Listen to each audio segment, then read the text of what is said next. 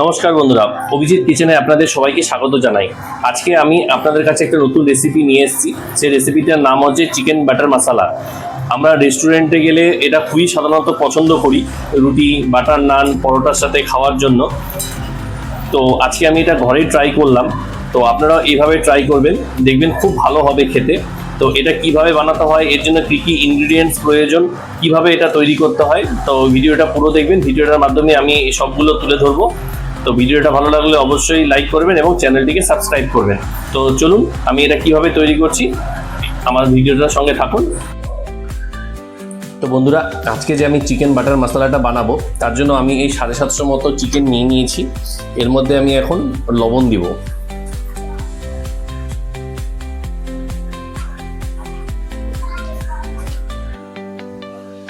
আমি 1 চামচ মতো এখানে লবণ দিয়ে দিলাম। এবার দিব রেড চিলি পাউডার, দেব কাশ্মীরি লঙ্কার গুঁড়ো,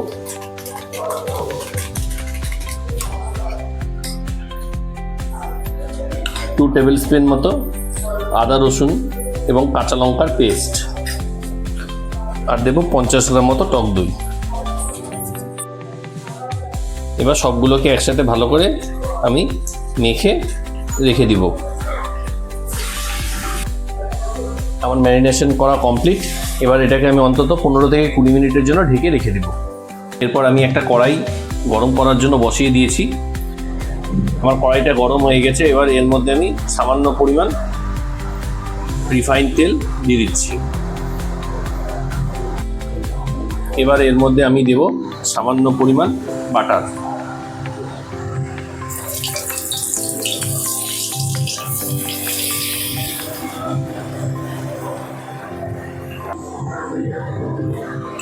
এবার এর মধ্যে আমি পেঁয়াজগুলোকে ছেড়ে দিচ্ছি।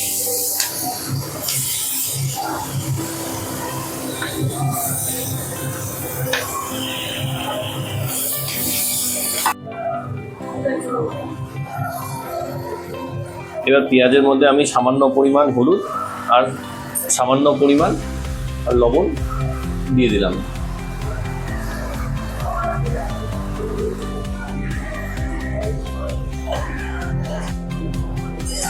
পেঁয়াজগুলো একটু নরম নরম হয়ে এসছে। এবার এর মধ্যে আমি এই সামান্য দারচিনি, এলাচ, লবঙ্গ, কয়েকটা কাজু বাদাম আর একটা টমেটো এভাবে দিয়ে দিলাম। এখন এটাকে ভালো করে আমি সিদ্ধ করে নেব।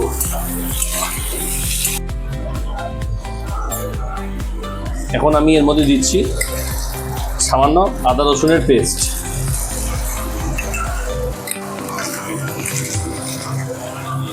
দিচ্ছি কাশ্মীরি লঙ্কার গুঁড়ো,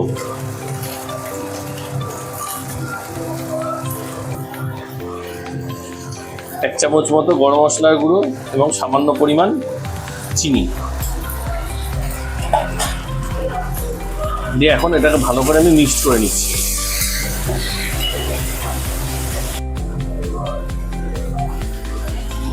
কিছুক্ষণ ভাজার পরে আমি এর মধ্যে সামান্য পরিমাণ জল অ্যাড করছি।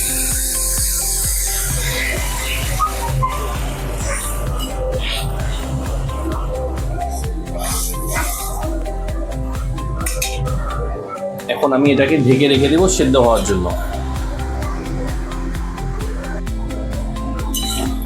আমার মশলা অলমোস্ট সিদ্ধ হয়ে গেছে। এবার আমি এটাকে ঠান্ডা করে রেখে দিব কিছুক্ষণের জন্য। তারপর এটাকে ভালো করে মিক্সিতে আমি পেস্ট করে নেব। এবার আমি চিকেনগুলোকে ফ্রাই করব। তার জন্য আমি একটা এই যে ফ্রাই প্যান বসিয়ে নিয়েছি। এবার এটা গরম হলে আমি এর মধ্যে তেল দেব। ফ্রাই প্যান গরম হয়ে গেছে।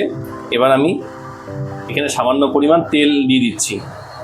তো আগেরটা আমি যেহেতু রিফাইন তেলে করেছিলাম, তো আমি এখন এটা সর্ষের তেলেই করব। তো তার জন্য আমি ফ্রাই প্যানের মধ্যে সর্ষের তেল ঢেলে দিলাম।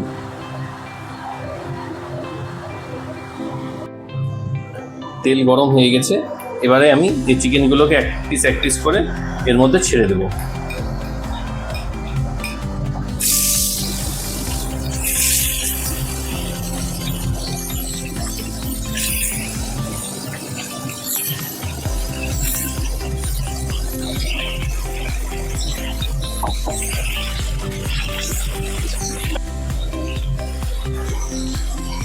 চিকেনগুলোকে আমি এই যে ফ্রাই প্যানের মধ্যে দিয়ে দিয়েছি। এবার এক পিঠ ভাজা হয়ে গেলে আমি আরেক পিঠ ভেজে এটাকে নামিয়ে নিয়ে আবার বাকি যেগুলো আছে সেগুলোকে আবার দিয়ে দিব। চিকেনের এক পিঠ ভাজা হয়ে গেছে, আমি চিকেনগুলোকে আবার অপর পিঠ ভাজার জন্য উল্টে দিলাম।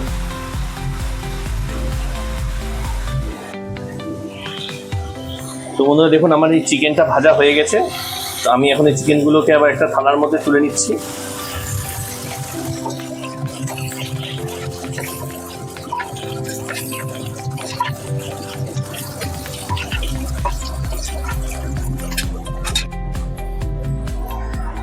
এরপরে বাকি যে চিকেনগুলো ছিল সেগুলো আমি এবার এর মধ্যে দিয়ে দিলাম।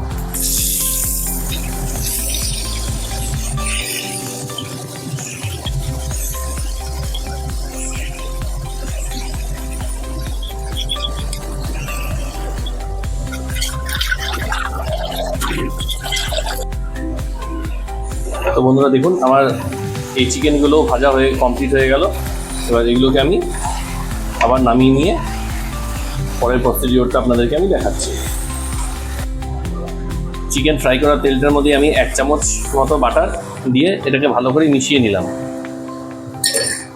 এরপরে যে আমরা ওই পেঁয়াজ টমেটো বাটা যেটা করেছিলাম সেটা ঠান্ডা করে পেস্ট করে নিয়েছি, এখন সেটা আমি এর মধ্যে ঢেলে দিচ্ছি।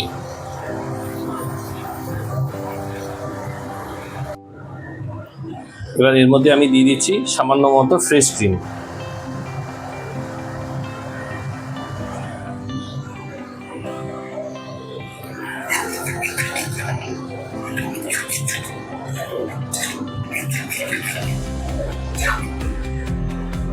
এবার যেহেতু আমার এই জায়গাটা একটু ছোট হয়ে যাচ্ছে তাই আমি কড়াইটা একটু চেঞ্জ করে নিচ্ছি। কড়াই গরম হয়ে গেছে, এবার এই মশলাগুলোকে আমি কড়াইটার মধ্যে ছেড়ে দিচ্ছি। এবার আমি যে চিকেনগুলোকে ভেজে রেখেছিলাম এগুলোকে এর মধ্যে ছেড়ে দিলাম।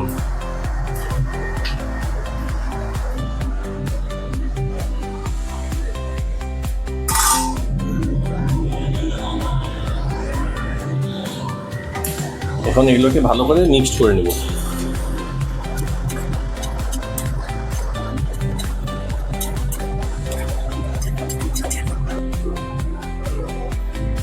আচ্ছা, এই সময় আপনারা একটু লবণটা চেক করে নেবেন, যদি লবণ প্রয়োজন হয় তাহলেই দেবেন।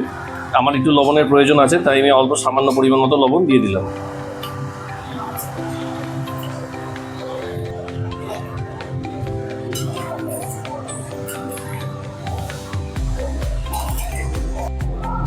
তো বন্ধুরা আমার এই চিকেন বাটার মশলা রেডি। এবার এটা নামানোর আগে এর মধ্যে আমি সামান্য পরিমাণ কসুরি মেথি আর উপর দিয়ে হালকা করে ক্রিম দিয়ে আমি গ্যাসটাকে অফ করে দিচ্ছি। এখন এটা কিছুক্ষণের জন্য রেস্টে রেখে আমি পরে আবার আপনাদেরকে পরিবেশন করে দেখাচ্ছি।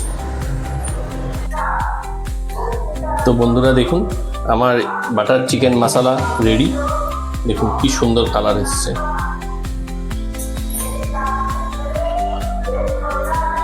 তো ভিডিওটা কেমন লাগলো অবশ্যই জানাবেন। তো ভিডিওটা ভালো লাগলে অবশ্যই লাইক করবেন এবং চ্যানেলটিকে সাবস্ক্রাইব করবেন। তো ভিডিওটা এখানেই আমি সমাপ্তি করছি। টাটা, বাই বাই, ভালো থাকবেন, সুস্থ থাকবেন।